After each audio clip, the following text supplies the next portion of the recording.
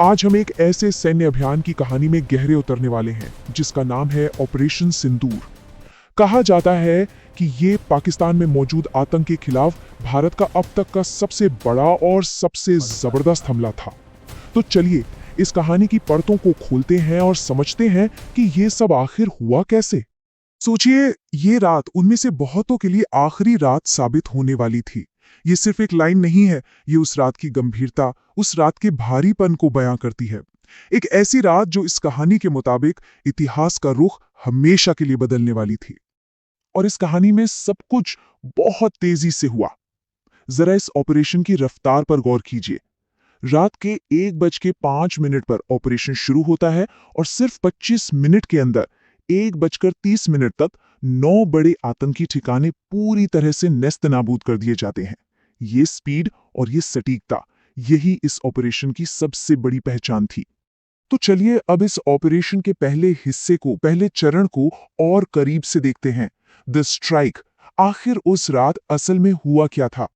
तो ये कोई छोटा मोटा हमला नहीं था, इसका स्केल बहुत बड़ा था। पाकिस्तान अधिकृत कश्मीर यानी पीओके से लेकर मेनलैंड पाकिस्तान के सियालकोट और बहावलपुर तक कुल 9 आतंकी ठिकानों को एक साथ निशाना बनाया गया। और निशाने पर थे लश्कर-ए-तैयबा, जैश-ए-मोहम्मद और हिजबुल मुजाहिदीन जैसे सबसे बड़े आतंकी संगठन। और हथियार 24 से ज्यादा मिसाइलें और दर्जनों बम। जरा सोचिए, इस पहले हमले का नतीजा ये हुआ कि 100 से ज्यादा आतंकी मारे गए, ऐसा दावा किया गया। और ये सिर्फ कोई आम लड़ाके नहीं थे। इनमें IC-814 हाईजैकिंग का मास्टरमाइंड अब्दुल रऊफ अजहर जैसा बड़ा और कुख्यात नाम भी शामिल था। लेकिन सबसे बड़ा सवाल तो यही है ना, कि आखिर भारत को इतना बड़ा, इतना जबरदस्त कदम उठाने की जरूरत क्यों पड़ी? तो चलिए इसकी जड़ तक चलते हैं, उस घटना तक जो इस सब की असल वजह बनी, पहलगाम। ये सब शुरू हुआ 22 अप्रैल 2025 को, जब पहलगाम में एक बेहद क्रूर आतंकी हमला हुआ।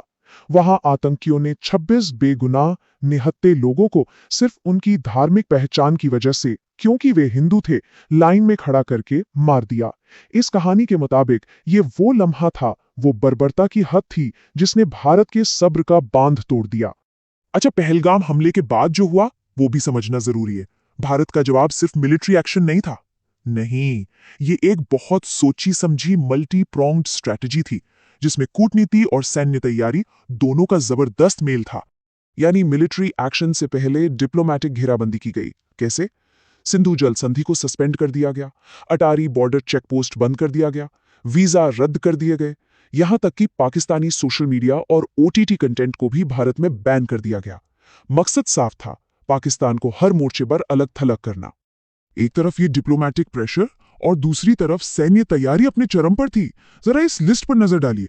Rafale, Mirage 2000, Sukhoi Su-30 MKI जैसे top tier fighter jets, SCALP और ब्रह्मोस जैसी किलर मिसाइलें, और तो और रियल टाइम जानकारी के लिए कामिकाजी ड्रोन्स।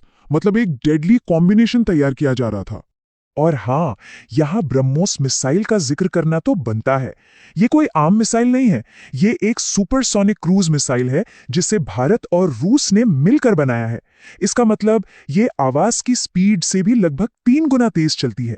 इसे जमीन, हवा या समंदर कहीं से भी दागा जा सकता है। इसकी स्पीड और एक्यूरेसी ही इसे इतना खतरनाक बनाती है। इस ऑपरेशन का नाम भी बहुत कुछ कहता है, ऑपरेशन सिंदूर। ये नाम क्यों चुना गया? इस कहानी के मुताबिक ये पहलगाम हमले में मारे गए लोगों की विधवाओं का प्रतीकात्मक रूप से बदला लेने का एक संकल्प था। इसमें एक बहुत गहरा इमोशनल मैसेज छिपा था। अब जाहिर सी बात है, भारत के इतने बड़े एक्शन के बाद पाकिस्तान शांत तो नहीं बैठता, तो उसने क्या किया? चलिए अब देखते हैं कि यह टकराव आगे कैसे बढ़ा और फिर भारत का काउंटर स्ट्राइक कितना जबरदस्त था। तो पाकिस्तान ने पलटवार किया। भारत के 15 शहरों को ड्रोन और मिसाइलों से निशाना बनाने की कोशिश की। लेकिन यहां पर भारत का एयर डिफेंस सिस्टम एक मजबूत ढाल की तरह सामने आया। S-400, बराकेट, आकाश, इस मल्टी लेयर्ड शील्ड ने लगभग हर आने वाले खतरे को हवा में ही नाकाम कर दिया। हवा में लड़ाई तो चल ही रही थी, जमीन पर एक और जंग छिड़ गई थी, इंफॉर्मेशन वॉर। पाकिस्तान ने बड़े बड़े दावे किए कि उसने 3 राफेल समेत 5 भारतीय जेट्स को मार गिराया है। लेकिन इस कहानी के अनुसार इन दावों के लिए सोशल मीडिया पोस्ट्स के अलावा कोई ठोस सबूत कभी सामने नहीं आया। भारत का जो जवाबी हमला था वो बहुत अलग था। वो रणनीतिक था और कहीं ज्यादा असरदार। रावलपिंडी का नूर खान एयरबेस, जो उनका एयर मोबिलिटी का नर्व सेंटर है, पंजाब का सरगोधा एयरबेस, ऐसे एक दो नहीं बल्कि 11 पाकिस्तानी एयरबेस को निशाना बनाया गया। कहा जाता है कि इस हमले ने पाकिस्तानी एयरफोर्स की कमर ही तोड़ दी। और इसका असर सिर्फ कुछ ही दिनों में पाकिस्तानी एयरफोर्स का करीब 20% इंफ्रास्ट्रक्चर, मतलब रनवे, हैंगर, कमांड सेंटर, सब तबाह हो गया। ये एक बहुत बहुत बड़ा रणनीतिक झटका था। इस जबरदस्त एक्शन रिएक्शन के बाद अब चीजें पहले जैसी नहीं रह सकती थीं। एक नई हकीकत सामने आ रही थी। तो चलिए अब इस कहानी के आखिरी हिस्से पर चलते हैं, जहां एक नई रेड लाइन खींची गई। तो 10 मई का दिन, 3 दिन तक भारत के लगातार और विनाशकारी जवाबी हमलों के बाद इस कहानी में एक बड़ा टर्निंग पॉइंट आता है। बताया जाता है कि पाकिस्तान के डीजीएमओ यानी director general of military operations ने फोन किया और सीज फायर की गुजारिश की। और इसी मौके पर प्रधानमंत्री नरेंद्र मोदी का एक बयान आता है जो भारत की नई नीति को साफ कर देता है। आतंक और बातचीत एक साथ नहीं चल सकते। मैसेज एकदम क्लियर था और बहुत सख्त। और सीज फायर के लिए भारत ने एक शर्त रखी, एक ऐसी शर्त जिसने सारे नियम बदल दिए। शर्त यह थी कि अब से पाकिस्तान की तरफ से होने वाला कोई भी आतंकी हमला एक मामूली घटना नहीं बल्कि सीधा एक्ट ऑफ वॉर यानी युद्ध की कार्रवाई माना जाएगा। ये थी वो नई रेड लाइन।